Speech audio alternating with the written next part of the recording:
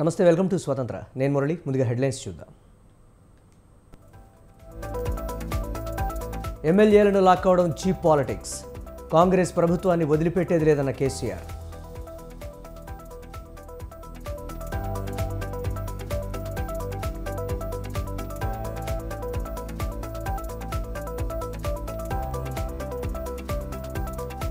అబద్ధాలు చెప్పి కాంగ్రెస్ అధికారంలోకి వచ్చింది. సీఎం రేవంత్ రెడ్డిపై డీకే అరుణ విమర్శనాస్త్రాలు.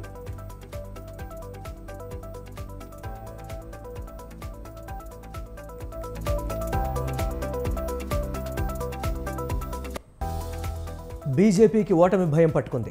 ఈడీ, సిబిఐ సంస్థలను వాడుకుంటోందన్న షర్మిల.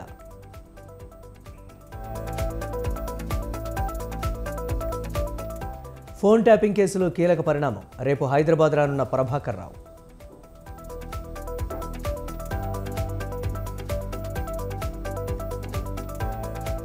ఇండియా కూటమి బెదిరింపులకు భయపడేది లేదు. అవినీతిపై యుద్ధం చేస్తున్నానన్న మోదీ.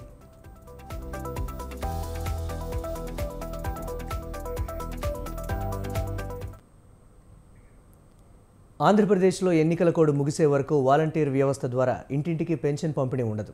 గ్రామ వార్డు సచివాలయ సిబ్బందితో సచివాలయాల్లోనే పెన్షన్లు పంపిణీ చేయాలని నిర్ణయించారు. గ్రామీణ పేదరిక నిర్మూలన సంస్థ సెర్ఫ్ ఈ మేరకు ఉత్తర్వులు జారీ చేసింది. కేంద్ర ఎన్నికల సంఘం ఉత్తర్వులకు అనుగుణంగా ఈ నిర్ణయం తీసుకున్నారు. పింఛన్ లబ్ధిదారులకు ఆధార్ కార్డు లేదా ఇతర గుర్తింపు కార్డు చూపి గ్రామ వార్డు సచివాలయాల్లో తన పెన్షన్ తీసుకోవాలి. వాలంటీర్లు పెన్షన్ సహా ఏ నగదు పంపిణీ చేయడానికి వీల్లేదు.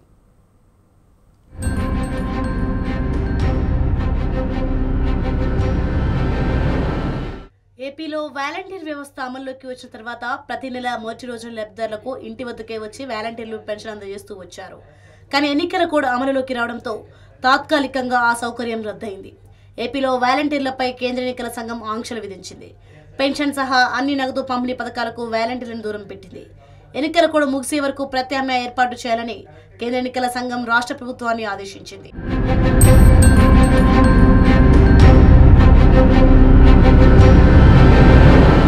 ఇప్పటికే దేశవ్యాప్తంగా ఎండలు ముదిరిపోయాయి.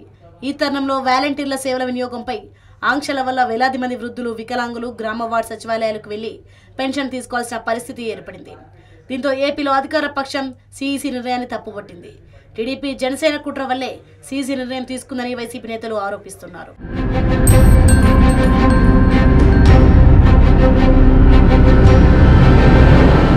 మొదటి నుంచి వాలంటీర్ వ్యవస్థపై చంద్రబాబు కక్షపూరితమైన ధోరణిలోనే వ్యవహరిస్తున్నారని ఏపీ ప్రభుత్వ సలహాదారు సజ్జల రామకృష్ణారెడ్డి మండిపడ్డారు. ఎన్నికల నియమావళి పేరుతో పెన్షన్ల పంపిణీని అడ్డుకునే ప్రయత్నం చేస్తున్నారన్నారు. చంద్రబాబుది మోసపూరిత రాజకీయం అన్నారు. వాలంటీర్ల వ్యవస్థతో వైసీపీకి మేలు జరుగుతుందనే భయం చంద్రబాబులో ఉందన్నారు. సిటిజన్ ఫర్ డెమోక్రసీకి ఫిర్యాదుతో చర్యలు తీసుకున్నామని ఈసీ చెబుతోందన్నారు. అది చంద్రబాబు జేబు సంస్థ అని సజ్జల ఆరోపించారు. చంద్రబాబు నాయుడు వాలంటీర్లను దెబ్బతీయాలా, వ్యవస్థను దెబ్బతీయాలని అనుకుంటూనే ఆ పేరు తనకు రాకూడదు అనే ఉద్దేశంతో ఈ అవుట్ఫిట్ పెట్టడము, దాని స్పెషల్ పర్పస్ వెహికల్ లాగా దాంతో టపటపటప కేసులు వేయించుకుంటూ రావడం. ఇప్పుడు ఎన్నికలు రాగానే ఇక్కడ ఈసీ కూడా అప్రోచ్ అయ్యి గత 4 ఏళ్లుగా వృద్ధులు, వికలాంగులు, పెద్దవాళ్లు పూర్తిగా పెన్షన్ మీద జగన్ వాళ్ళ మనుమడు జగన్ ఇస్తున్నది అనుకుంటూ తీసుకుంటున్న పెన్షన్, అది కూడా బాగా సరిపోయే రకంగా 3,000 రూపాయలు ఇప్పుడు తీసుకుంటున్న నేపథ్యంలో ఈ కార్యక్రమం ఏముందో దాన్ని ఒక్కసారిగా లింక్ కట్ చేయించారు ఎలక్షన్ కమిషన్ ద్వారా. ఇది కేవలం ఒక రోజు ఇబ్బంది కాదు, ఇది రేపు ఆయన వస్తే ఏమవుతుంది అనేది కూడా సూచిస్తుంది. పొరపాటున చంద్రబాబు నాయుడు అది వచ్చే అవకాశం లేదు, అది ఆయనకు తెలిసిపోయింది, అది వేరే విషయం. కానీ ఇలాంటి వాడిని మళ్లీ తెచ్చుకుంటే అందరికీ పాత రోజులు ఇప్పటికే గుర్తొస్తుంటాయి. 14-19 మధ్య క్యూలలో వెళ్లి పోస్టాఫీస్కో బ్యాంకు దగ్గరకో పెన్షన్ శాంక్షన్ కావాలంటే అది వేరు. జన్మభూమి కమిటీలకు 1 నెల 2 నెలల పెన్షన్లు ఇచ్చో, వాళ్ళకు కమిషన్లు ఇచ్చో పెన్షన్ తెచ్చుకోవాలా, వేలల్లోనే డబ్బులు ఇచ్చి. లేదు వచ్చిన తర్వాత అంటే నెల తాలో ఎప్పుడు వస్తుందో తెలియకుండా తిరుగుతుండాలి, కాళ్ళు అరిగేట్టు, చెప్పులు అరిగేట్టు అనేది విషయం. పాత రోజులు ఎన్నికల సమయంలోనే చంద్రబాబు నాయుడు మళ్లీ గుర్తు చేస్తున్నాడు వాళ్ళకు. వాలంటీర్లపై చంద్రబాబు కుట్ర చేసి పేదలకు పెన్షన్ అందకుండా చేశారని మంత్రి బొత్స సత్యనారాయణ అన్నారు. పేదవాడి పొట్టకొడడం ధర్మమేనా అని బొత్స ప్రశ్నించారు. పేదవాడికి వచ్చే లబ్ధితో కూడా టీడీపీ కుటిల రాజకీయం చేస్తోందని మండిపడ్డారు. ఎన్నికల కమిషనర్కు ఫిర్యాదు చేసి డీఎస్సీ పరీక్షను కూడా అడ్డుకున్నారని ఆగ్రహం వ్యక్తం చేశారు. ఎన్నికల నోటిఫికేషన్ కు ముందే డీఎస్సీని ప్రకటించామని బొత్స గుర్తు చేశారు. ఎలక్షన్ కమిషన్ ఒక ఉత్తర్వులు ఇచ్చింది, వాలంటీర్ వ్యవస్థని వాలంటీర్ని ఇన్వాల్వ్ చేయొద్దని. Okay fine. వాళ్ళు ఇస్తున్న పెన్షన్ కూడా పంచొద్దని చంద్రబాబు నాయుడు వచ్చి మరి తెలుగుదేశం పార్టీ పిటిషన్ పెట్టి వాళ్ళతో చేయకపోతే ఈ నెల పెన్షన్ ఎవరు ఇస్తారు? వాళ్ళు తెచ్చుకోవాలి. నేను రాత్రి పత్రికలు ఎక్కడ చూసా టీవీలో డిబిటీ ద్వారా వాళ్ళకి కూడా ఇచ్చివచ్చని. ఎస్, ఇచ్చివచ్చు, కంటే కాదన్ను. కానీ ఇవ్వాలంటే మరి బ్యాంక్ అకౌంట్లు వాళ్ళ తాలూకా ఇన్ఫర్మేషన్ వాళ్ళకి కావాల్సిన అవసరాన్ని రావాలి కదా. రావాలంటే ఈ 1వ తారీఖు రేపటికి ఎల్లుండి కల్లా అవుతుందా? మనం 4 రోజులు అవుద్దా, 10 రోజులు అవుద్దా? వాలంటీర్ వ్యవస్థ ఉంటే మరి ఇంటింటికి వెళ్ళి తిరిగి తేడానికి కాదు కదా. అంటే పేదవాడి తాలూకా ఆకలితో కూడా కుటీర రాజకీయాలు, శుద్ధ రాజకీయాలు చేస్తుంది తెలుగుదేశం పార్టీ, ఆ కూటమి. ఆ వస్తున్న ఆ పెన్షన్ 3,000 రూపాయల కోసం 1వ తారీఖు నాడు, 2వ తారీఖు నాడు, 3వ తారీఖు నాడు చూస్తున్న ఆ పేద ప్రజలకి ఏం సమాధానం చెప్తారు? రేపు ఏ రకంగా సమాధానం చెప్తారు? ఎన్నికల పేరుతో వాలంటీర్ల పింఛన్ పంపిణీ చేయకపోవడం వల్ల అవ్వాతాతలు ఇబ్బంది పడతారని మంత్రి అంబటి రాంబాబు ఆవేదన వ్యక్తం చేశారు. చంద్రబాబు కక్షపూరిత పనులతో ఇబ్బంది పడేది వాలంటీర్లు కాదు, లబ్ధిదారులని విమర్శించారు. వాలంటీర్లపై ఆంక్షల నిర్ణయంపై ఎన్నికల కమిషన్ పునరాలోచించాలని విజ్ఞప్తి చేశారు. ఈ ఎలక్షన్ కమిషన్ తీసుకున్నటువంటి నిర్ణయం, ఈ కోడ్ ఆఫ్ కాండక్ట్ ఉన్నంత వరకు కూడా వాలంటీర్లు ఏ విధమైన సంక్షేమ కార్యక్రమాలు పంచకూడదు అనేటువంటి నిర్ణయం వల్ల తీవ్రంగా ఇబ్బంది పడేవారు పెన్షన్ తీసుకుంటున్నటువంటి అవ్వాతాతలు, వికలాంగులు. ఇవాళ వాలంటీర్స్కి ఏమి ఇబ్బందికరమైనటువంటి అంశం కాదు. ఇది ఖచ్చితంగా అవ్వాతాతలకు చాలా ఇబ్బందికరమైనటువంటి అంశం. ఈ నిర్ణయం వలన పూర్వం ఎలా ఉండేదో మీ అందరికీ తెలుసు. అవ్వాతాతలు గాని, వికలాంగులు గాని ఎండిఓ ఆఫీస్కో, ఎంఆర్ఓ ఆఫీస్కో వెళ్లి తెచ్చుకోవాల్సినటువంటి పరిస్థితి ఉండేది. పడిగాపులు కాసేటటువంటి పరిస్థితి ఉండేది. ఆ పరిస్థితి నుంచి ఇంటికి వెళ్లి పెన్షన్ అందించేటటువంటి ఒక నూతనమైన పద్ధతిని తీసుకొచ్చినటువంటి జగన్మోహన్ రెడ్డి గారి మీద కక్షతోనూ, వాలంటరీ వ్యవస్థ మీద ఉన్నటువంటి దుగ్ధతోనూ తెలుగుదేశం పార్టీ, చంద్రబాబు నాయుడు గారు, పవన్ కళ్యాణ్ గారు ఎన్ని వ్యాఖ్యలు చేశారో నేను ప్రత్యేకంగా చెప్పాల్సిన అవసరం లేదు. ఒకసారి వెనక్కి వెళ్తే అర్థమవుతుంది. రాష్ట్రంలో వాలంటీర్ వ్యవస్థపై టీడీపీ కక్షపూరితంగా వ్యవహరిస్తోందని టెక్కలి వైసీపీ ఎమ్మెల్యే అభ్యర్థి దువ్వాడ శ్రీనివాస్ అన్నారు. పింఛన్ల పంపిణీ ప్రక్రియకు వాలంటీర్లను దూరం చేసి పింఛన్దారులను ఇబ్బందులకు గురి చేస్తున్నారన్నారు. చంద్రబాబు నాయుడు ఏ డప్పు కొడితే, ఏ కాగితం ఇస్తే దానికి ఎన్నికల కమిషన్ వారు ఇలా నిర్ణయం తీసుకోవడం వల్ల ఈ రోజు సుమారు 12,65,00,000 మంది లబ్ధిదారులు రాష్ట్రంలో ఉంటే, 5 కోట్ల మంది ప్రజలు ఉంటే, 1,65,00,000 గృహాలు ఉంటే, ఆ గృహాలకు ఈ రోజు ఎవరు అందిస్తారని అడుగుతున్నాను. నేను అడుగుతున్నాను, వాలంటీర్ సిస్టమ్ ద్వారా ప్రతి పేదవాడికి ప్రభుత్వ పథకాలు అందించాలని జగనన్న ఈ కార్యక్రమాన్ని చేయటం నేరమా? వాలంటీర్ తన 4 సంవత్సరాల 11 నెలలుగా ప్రతి ప్రభుత్వ పథకాన్ని ఆ లబ్ధిదారుడికి అందజేయడం నేరమా? ఈ రోజు చంద్రబాబు నాయుడు చేసినటువంటి ఘోరం, ఏ కారణంగా ఈ ఘోరం చేశాడు? ఈ 3వ తారీఖు లోగా ఈ రాష్ట్రంలో ఉన్న కోటాను కోట్ల మంది లబ్ధిదారుల తాలూకా ఆర్థిక పరిస్థితులు ఏంటి? ఎవరికైనా కడుపు మంట ఉంటుంది. చంద్రబాబు నాయుడు, పవన్ కళ్యాణ్, మీకు హెచ్చరిస్తున్నాను. ఈ ఒక్క నెలకి పేదవాడికి ఆ పెన్షన్లు అందిస్తూ వచ్చే నష్టం ఏంటని అడుగుతున్నాను. ఎన్నికలు ఎదుర్కొనే శక్తి లేదా? అందుకే నేను అన్నాను, చంద్రబాబు నాయుడు ఒక్క స్థానంలో కూడా గెలవడు అని. ఎన్నికల కమిషన్ నిర్ణయం ప్రకారం వాలంటీర్ల ఎన్నికల ప్రచారానికి, పెన్షన్ల పంపిణీకి దూరంగా ఉండాలి. జూన్ 4న ఎన్నికల ఫలితాలు వెలువడిన తర్వాత ఎన్నికల కోడ్ ముగిసిందని ఎన్నికల కమిషన్ ప్రకటించిన తర్వాతే మళ్లీ వాలంటీర్లకు అవకాశం వచ్చేది.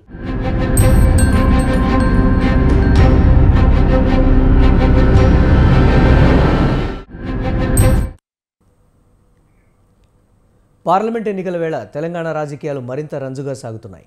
మొన్నటి వరకు బీఆర్ఎస్ వర్సెస్ కాంగ్రెస్ ఎపిసోడ్ కాకరేపితే తాజాగా హస్తం వర్సెస్ కమలం పాలిటిక్స్ మరింత హీట్ పుట్టిస్తున్నాయి. రేవంత్ సర్కార్ కూలుతుందంటూ కమలనాథులు చేసిన మాటలు సంచలనంగా మారాయి. ఇరు పార్టీల మధ్య డైలాగ్ వార్తో రాజకీయాలు హాట్గా మారిపోయాయి.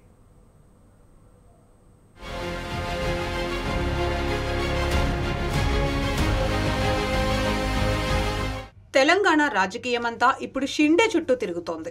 మంత్రి కోమటిరెడ్డి వెంకటరెడ్డి ఆ పాత్ర పోషించేందుకు రెడీగా ఉన్నా మేము సిద్ధంగా లేమంటూ బీజేపీ నేత ఏలేటి మహేశ్వరరెడ్డి చేసిన వ్యాఖ్యలు స్టేట్ పాలిటిక్స్ లో దుమారం రేపుతున్నాయి.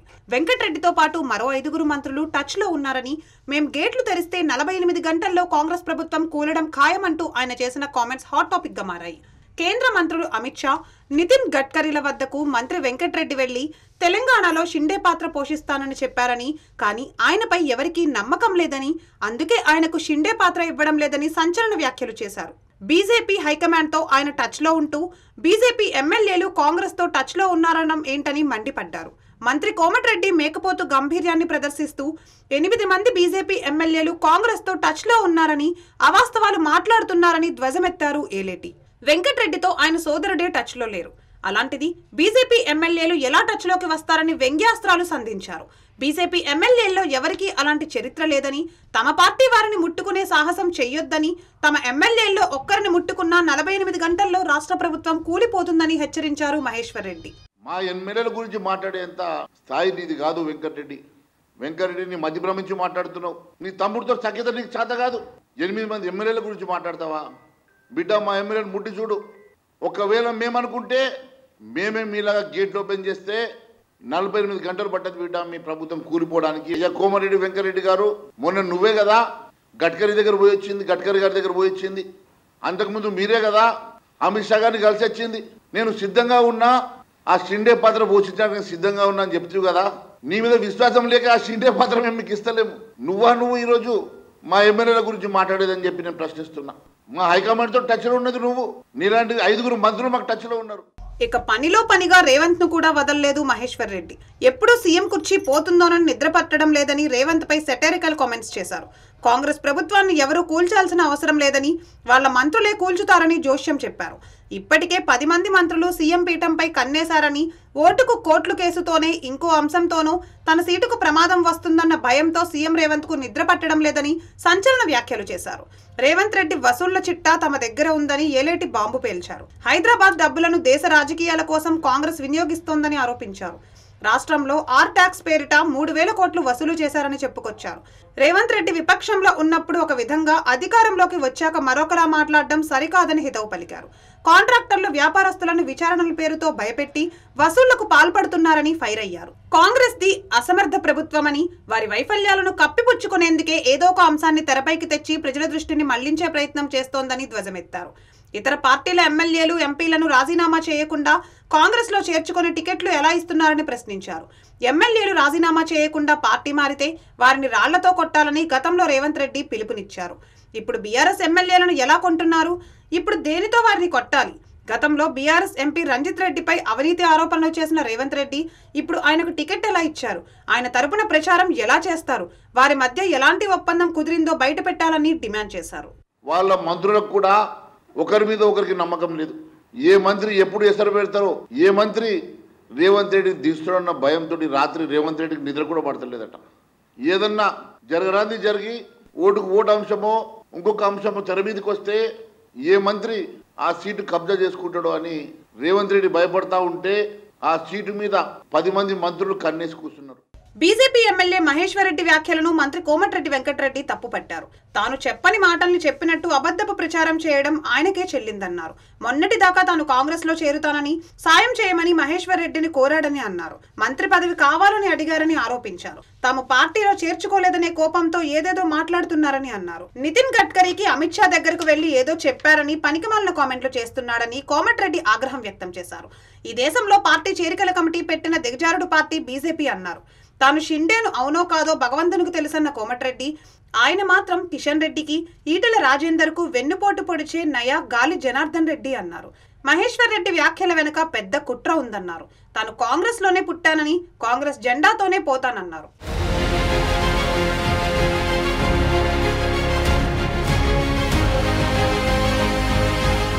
ఏలేటి మహేశ్వర్ రెడ్డి వ్యాఖ్యలకు మంత్రి పొన్నం ప్రభాకర్ గట్టి కౌంటర్ ఇచ్చారు. దమ్ముంటే ప్రభుత్వాన్ని టచ్ చేసి చూడాలన్నారు. దేన్నైనా ఎదుర్కొనే శక్తి ప్రభుత్వానికి ఉందన్నారు. మహేశ్వర్ రెడ్డి వ్యాఖ్యలు అర్ధరహితమన్నారు. 5 మంత్రులు బీజేపీలో చేరేందుకు సిద్ధంగా ఉన్నారన్న మహేశ్వర్ రెడ్డి వ్యాఖ్యలను తప్పుపట్టారు. తాను కాలేజీలో ఏబీవీపై గెలిచిన వాడినని గుర్తు చేశారు. తనను టచ్ చేసే ప్రయత్నం కూడా బీజేపీ చేయదన్నారు. ఏదైనా మాట్లాడే ముందు ఒళ్ళు దగ్గర పెట్టుకోవాలని పొన్నం వార్నింగ్ ఇచ్చారు. ఎట్లా తెలిసిందో జరి చెప్పాను కదా, అదే చెప్పబ్బా. ఎట్లా ఊరికే అంటే మాట మాట్లాడితే జ్యోతిష్యం చదవలే నాకు తెలిసి. ఆయన జ్యోతిష్యం చదవలే. పొద్దుగాల నుంచి కాలేజీలో నా 1987 డిగ్రీ కాలేజీలో ఏబీవీ మీద గెలిచినటువంటి మొగోని నేను. వాళ్ళ జీవితంలో ఎన్నడూ కూడా భారతీయ జనతా పార్టీ అనే మాట. కాబట్టి ఎవడన్నా మూర్ఖుడు మాట్లాడితే ఒళ్ళు 4 దగ్గర పెట్టుకోమని కొడతాను. నా గురించి ప్రస్తావించారు 5 వాళ్ళని అడుగు, కానీ నాటువంటి గురించి వాళ్ళకి అడిగే ధైర్యం కూడా చేయరు. మొత్తానికి మొన్నటి వరకు కాంగ్రెస్ బీఆర్ఎస్ నేతల మధ్య జరిగిన డైలాగ్ వార్ కాస్త ఇటు హస్తం కమలం నేతల వైపు తిరిగింది. మరి ఏలేటి మహేశ్వర్ రెడ్డి బాంబు పేల్చినట్లు కాంగ్రెస్ లో కుర్చీ కుట్ర జరుగుతోందా? కోమటిరెడ్డి షిండే పాత్ర వహిస్తున్నారా? వెంకటరెడ్డి కాకుండా టచ్ లో ఉన్న మరో 5 మంత్రులు ఎవరు అన్నది ప్రస్తుతం రాష్ట్ర రాజకీయ వర్గాల్లో జోరుగా చర్చ సాగుతోంది.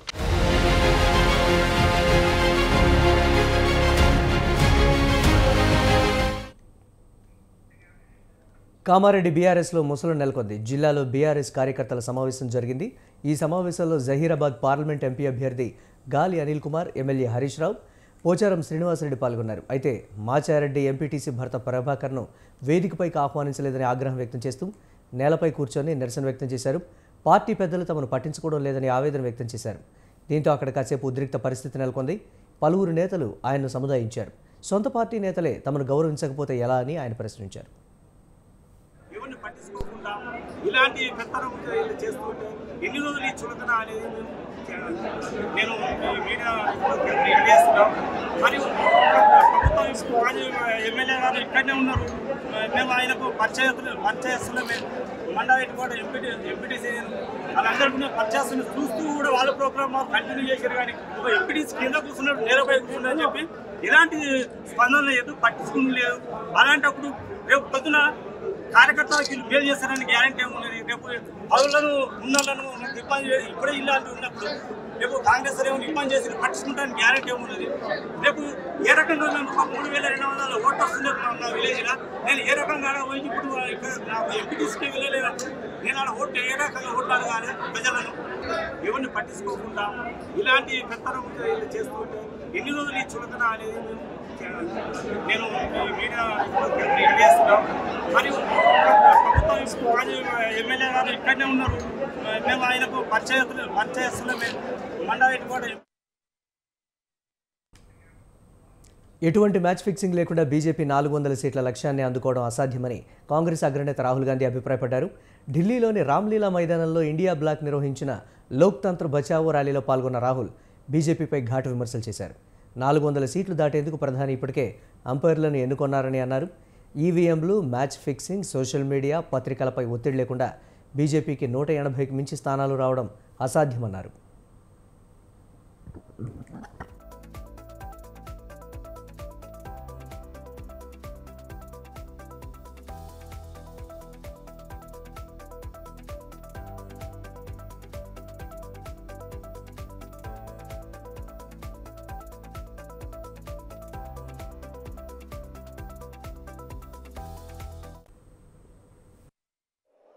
लोकसभा का चुनाव है, अंपायर किसने चुने?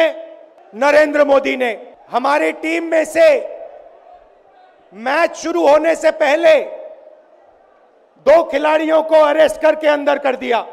तो भाइयों और बहनों, ये जो चुनाव हो रहा है, नरेंद्र मोदी जी इस चुनाव में मैच फिक्सिंग करने की कोशिश कर रहे हैं। ये जो उनका 400 सीट का नारा है, ये बिना ईवीएम के,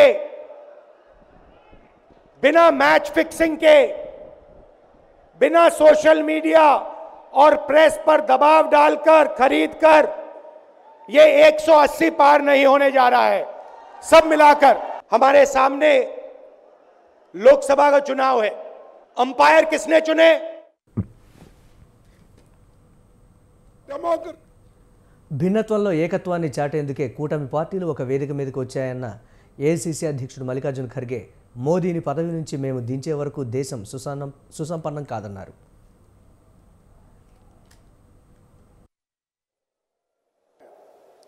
और डेमोक्रेसी को एक एक करके हमारे संस्थाओं को वो खराब कर रहे हैं, उसका ऐसा गैर इस्तेमाल कर रहे हैं।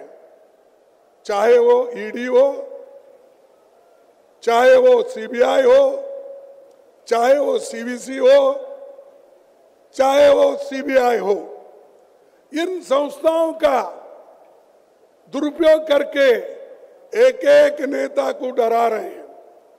यहां तक कि पार्टी के लोगों को भी डरा रहे हैं और ये कह रहे हैं अगर आप कांग्रेस के साथ वो गठबंधन में जाएंगे तो आपको क्या जेल चाहिए, क्या आपको गठबंधन चाहिए?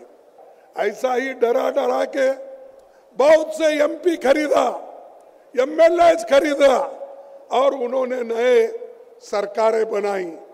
ये है मोदी की नीति और इस मोदी को जब तक आप नहीं हटाएंगे सुख और समृद्धि कभी नहीं आए। బీజేపీ ప్రభుత్వం స్కూళ్లు ఆసుపత్రులు నిర్మించిన వారిని జైళ్లలో వేసిందని పంజాబ్ ముఖ్యమంత్రి భగవంత్ మాన్ ఆగ్రహం వ్యక్తం చేశారు. కాంగ్రెస్ నిధులను స్తంభింపజేసిందని అన్నారు. ఇలాంటి ప్రభుత్వానికి ఎన్నికల్లో తగిన సమాధానం చెప్పాలని అన్నారు.